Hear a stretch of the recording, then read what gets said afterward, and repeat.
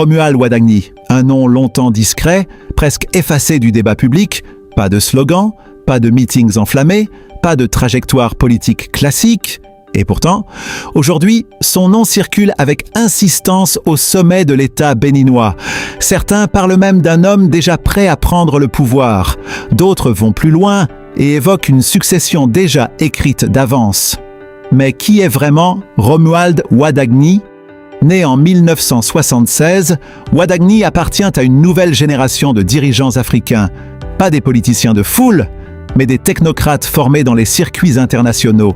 Avant la politique, il évolue dans un univers très éloigné des réalités locales. Deloitte, l'un des plus grands cabinets d'audit au monde, des missions entre l'Europe et l'Afrique. Une carrière basée sur la rigueur, les chiffres et la performance. Autrement dit, Wadagni n'a pas été construit pour convaincre les masses. Il a été formé pour gérer un système.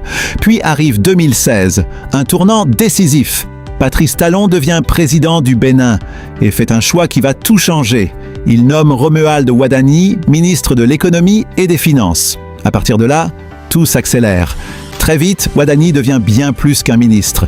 Il devient un pilier du régime, un homme de confiance. Certains diront même le bras droit économique de Talon. Pendant près d'une décennie, il est au cœur de toutes les grandes décisions. Réforme fiscale, gestion de la dette, accès du Bénin aux marchés financiers internationaux, modernisation de l'administration économique. Sous sa direction, le Bénin réussit des opérations historiques, émission d'eurobonds saluées par les marchés, amélioration de la crédibilité financière du pays, croissance économique relativement stable dans un contexte africain tendu. Mais derrière ces performances, une autre réalité s'installe, car pendant que les indicateurs économiques montent, les critiques, elles aussi, se multiplient. On parle de pression fiscale jugée trop forte, réforme perçue comme dure pour les petites populations, un modèle économique accusé de favoriser les élites, et surtout, une question revient sans cesse, Wadagni travaille-t-il pour le peuple ou pour un système ? Sa relation avec Patrice Talon alimente encore plus les débats. Officiellement, c'est une relation de confiance. Un président et son ministre le plus performant. Mais dans les coulisses, beaucoup parlent d'un lien beaucoup plus stratégique. Wadagni est souvent présenté comme le dauphin naturel de Talon, un homme façonné, testé, préparé pour assurer la continuité, une transition maîtrisée, sans surprise.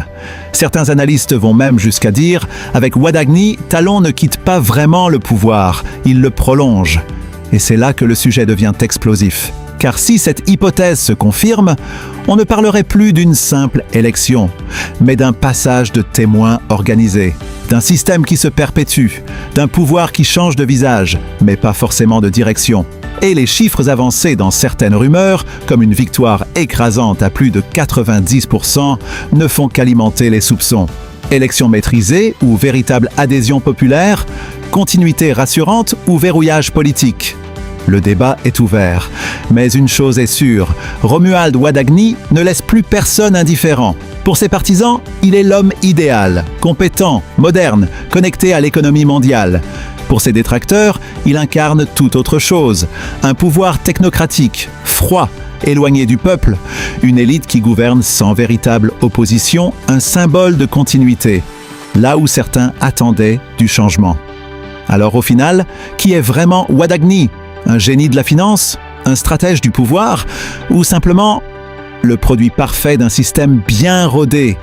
Une chose est certaine, s'il accède au sommet de l'État, ce ne sera pas une révolution, ce sera une transition calculée, précise, maîtrisée, et peut-être même prévisible depuis le début.